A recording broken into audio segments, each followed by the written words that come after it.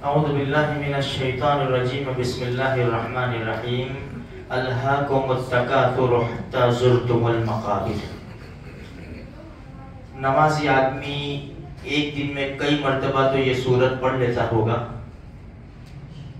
دو الفاظ انسان کو جھنجھوڑ ڈالتے ہیں، ہلا دیتے ہیں۔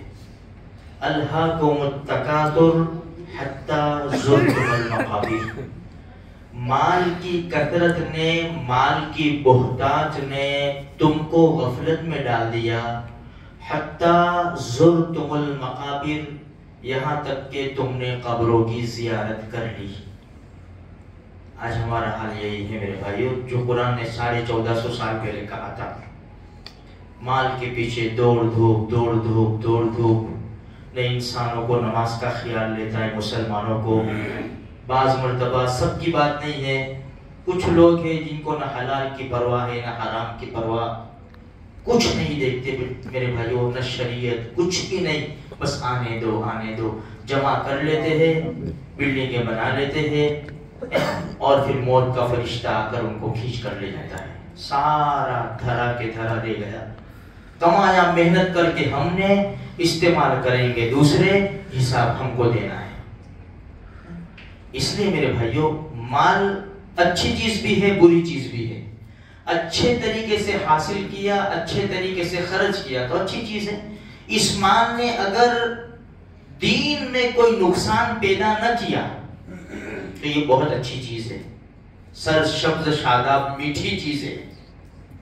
ہاں، لیکن اگر اسی مال کی وجہ سے ہماری نمازیں جا رہی ہیں، ہم جھوٹ بول رہے، ہم سود کھا رہے، تو پھر یہ مال بڑی خطرناک چیز ہے۔ ویسے بھی دیکھو، مال کی محبت اللہ پاک نے انسانوں کے دلوں میں ڈال دی ہے، اور ایک طرف دین رکھ دیا، کیونکہ دنیا محنت کا میدان ہے، امتحان کی جگہ ہے۔ اس لیے زیورات جو ہے نا، زیورات، سونا چاندی، اس کی محبت اللہ پاک نے عورتوں کے دل میں ڈال دی، اور باقی دوسری چیزیں ہیں، بنگلے ہے، گاڑیاں ہے، یہ سب چیزیں مردوں کی محبت، مردوں کے دلوں میں محبت ہے اس کی۔ اب ہم دیکھیں، اندازہ لگا لیں کہ مردوں کو گاڑیوں سے، یہ چیزوں سے محبت کیسے ہے، اور عورتوں کو سونے سے کیسے ہے۔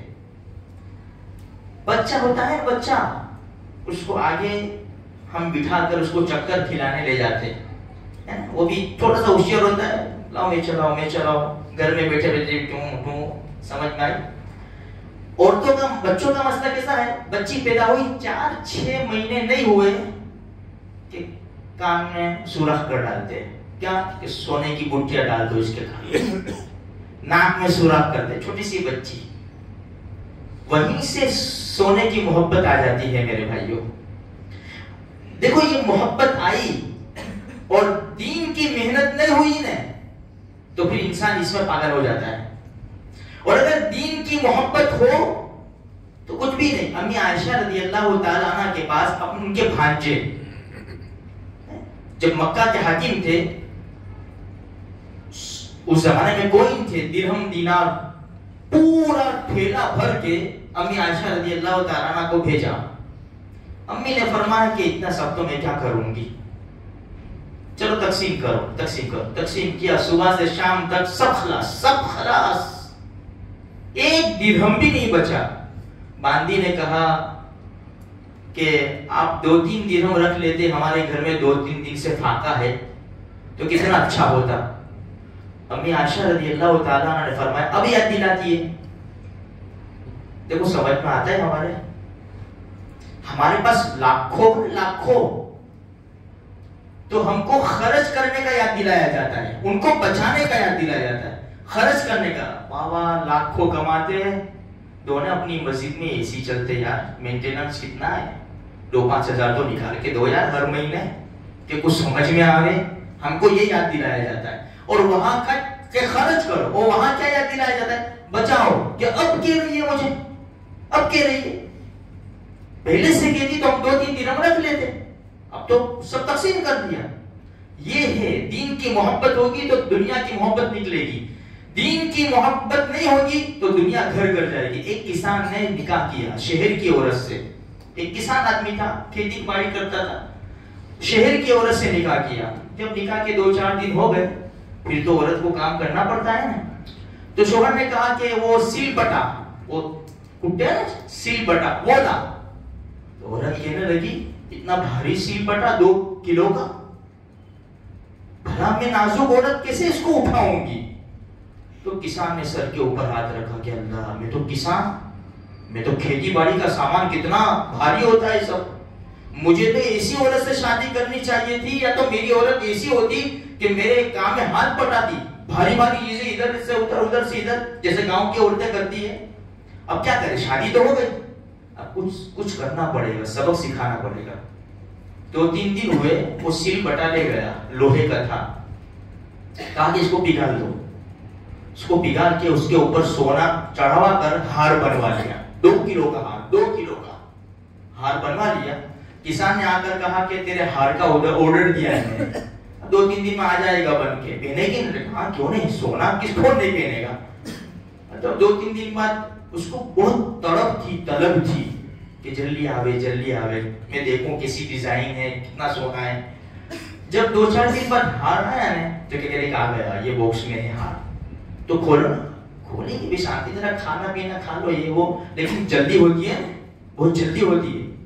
خیر وہ اس کو کھولا باکس کو, اور اس کو اٹھا کے نے ہاتھ پہنا دیا.